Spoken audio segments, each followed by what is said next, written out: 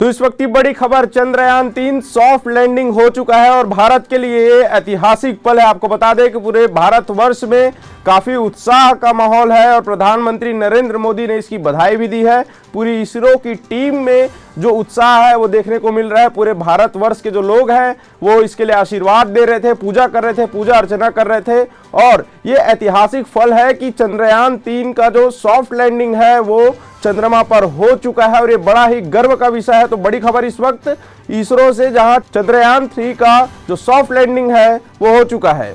तो इस वक्त की बड़ी खबर, चंद्रयान-3 सॉफ्ट लैंडिंग हो चुका है और भारत के लिए ये ऐतिहासिक पल है। आपको बता दें कि पूरे भारतवर्ष में काफी उत्साह का माहौल है और प्रधानमंत्री नरेंद्र मोदी ने इसकी बधाई भी दी है।